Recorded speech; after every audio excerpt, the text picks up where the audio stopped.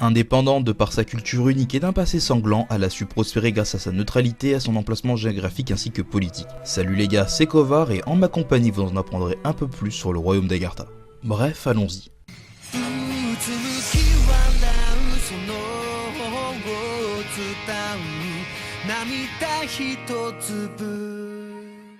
Le royaume d'Agartha est une des entités politiques les plus importantes de l'Agartha Universe, constituant la base de données en lore du serveur.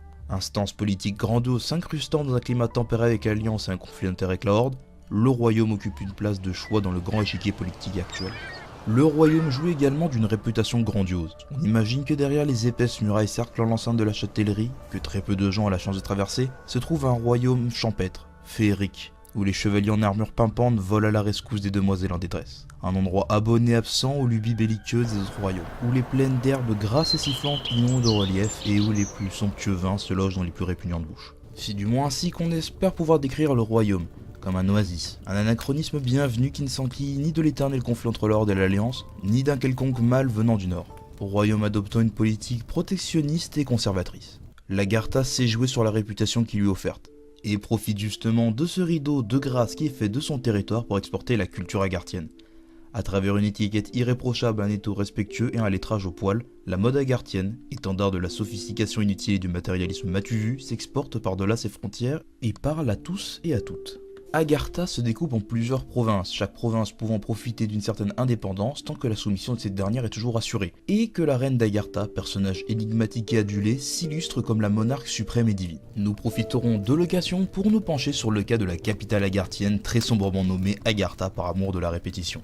La capitale est le cœur battant du royaume. C'est là que le palais royal se trouve et que les 5 consuls, des assistants directs de la famille royale, s'efforcent de faire cohabiter les classes sociales et de mener le royaume vers la grandeur et la reconnaissance mondiale. Premier endroit où la société agarthienne s'est établie, c'est là-bas que les autres sphères de la mondialité agarthienne s'articulent. On y décompte alors plusieurs organisations secondaires comme l'Asylum Lithium, un conglomérat de chercheurs cherchant à mettre des mots sur l'indicible. L'Acacia, l'armée principale du royaume, vertueuse et polyvalente, ou encore le clergé, dernier point sur lequel nous allons nous étendre un peu plus. Car effectivement, le royaume d'Agartha s'est construit dans la multicrualité imposée par les cultes des dieux primordiaux. Ce panthéon atypique est déconnecté des intérêts religieux et de la lumière. La religion a toujours été un des responsables principaux des motivations de chacun et de chacune. À la base hostile au panthéon primordial, la capitale s'est historiquement parlant fondée dans le sang et dans le refus de la différence. La cohabitation religieuse entre les cultes de la lumière et le panthéon primordial fut particulièrement difficile. De multiples rixes éclatèrent aux 4 coins du royaume encore en fondation, et nombreux furent les âmes innocentes sacrifiées sur l'autel de l'incompréhension. Il fallut que le don de Pharis, puis le don de Tricylée, puis le don d'Aéphos surviennent indirectement pour légitimer la croyance populaire envers les dieux primordiaux aux yeux des Agarthiens conservateurs et misonéistes. Les 3 dons divins donnant respectivement naissance aux Vanerian, Argeneam, puis aux Skoyas. Il était désormais difficile pour les Agarthiens de nier la présence de l'implication des dieux occultes pour le monde d'Azeroth-Inastra. Car en effet, avec 3 ethnies créées par l'intervention divine de représentation du panthéon occulte, quelles armes les adorateurs de la lumière pouvaient brandir pour contrer l'essor de cette religion polythéiste? Après de longues années de discussions tendues, et surtout après l'exil de Varnerian au Fort Blanc, et des Argenian en Feralas, la capitale finit par accepter cette différence et l'ancrer dans la culture quotidienne. Le royaume décida alors de confier une cité-état à proximité de la capitale des Skoyas, l'ethnie issue des dieux primordiaux restants, Valdyria, permettant aussi au reste du territoire agarthien de baigner dans la lumière et de ses enseignements. Le danger religieux était mis de côté, le royaume retrouvait alors le temps nécessaire pour soigner les querelles civiles intestines menaçant la pérennité des structures sociétales. Car si en effet le royaume d'Agartha est connu pour son allure, son apparence, son architecture, sa culture, son bestiaire, il est aussi le parfait témoin de l'injustice sociale. Théâtre de multiples guerres civiles dont un opposant, les Vanerian aux Agarthiens, et qui plonge ses racines dans la différence religieuse évoquée plus tôt, le royaume et plus particulièrement la capitale peine encore aujourd'hui à trouver son pied d'équilibre. C'est donc ainsi qu'il faudrait définir la capitale qui est le portrait miniature de l'ensemble du royaume. Un noyau solide et conservateur incarnant la valeur de la lumière, du perfectionnisme et de l'exportation culturelle, autour duquel gravitent des électrons imprévus qui compliquent la vie du noyau, et la force à contracter des alliances malhonnêtes, des coups politiques et des manipulations de masse. Confiante en ses murailles et en l'Acacia, l'armée veillante sur elle, la capitale permet néanmoins de défier du regard quiconque porterait un regard sur elle, tant elle est l'incarnation parfaite de la mode agarthienne. Derrière l'allure fière et romanesque de la fresque qu'incarne la capitale, se trouve donc une pâture décrépite, sur la fin. Néanmoins, loin de cette idée nauséabonde et défaitiste, la vie à la capitale est plutôt classique. Personne n'y trouve des choses à redire. La cité se découpe en deux parties.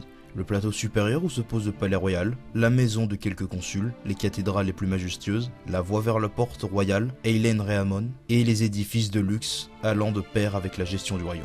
Et un second plateau symboliquement en dessous de quelques mètres, la cité blanche d'Acacia, avec son industrialisation en devenir, sa population entassée et ses ouvriers acharnés au travail. D'une réalité ouvrière qui est néanmoins compensée par un confort de vie clairement appréciable et défendable. Pour quiconque n'a pas le nez fourré dans une intrigue politique comme Agartha a l'habitude d'en fournir. La culture agarthienne passe aussi par le confort, l'architecture, le mode de vie et la gastronomie.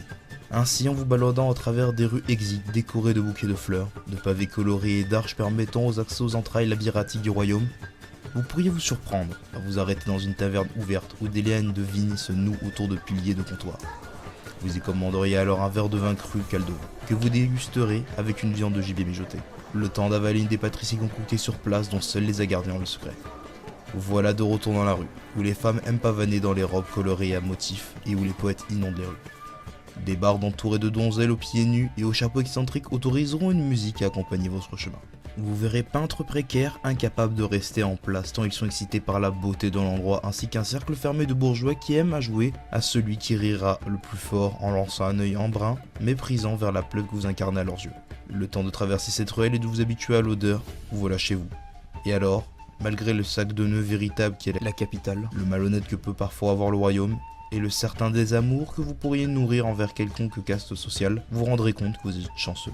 Et que la réputation du royaume ne vient pas de nulle part. Formée par la guerre, l'indifférence et le mépris, la capitale agarthienne continue de donner le rythme au reste du territoire local, continuant d'alimenter le clivage social entre les classes basses et bourgeoises et cherchant sans cesse un moyen de faire fortune au royaume.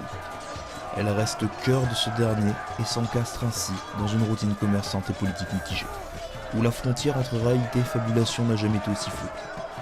Mais n'est-ce pas là le châtiment de ce royaume soi-disant féerique que d'être condamné à errer dans l'illusion? À l'approche de la menace venant du Nord, la capitale devra se ranger sous l'étendard de l'unité et de la solidarité, et sera chargée d'incarner le leader menant les troupes vers l'annihilation de l'ennemi commun. Mais au vu de l'impact politique, des multiples alliances trompeuses, des poches civiles prêtes à exploser, de l'indifférence de la classe bourgeoise décadente et profiteuse, quel avenir est à prévoir pour ce royaume?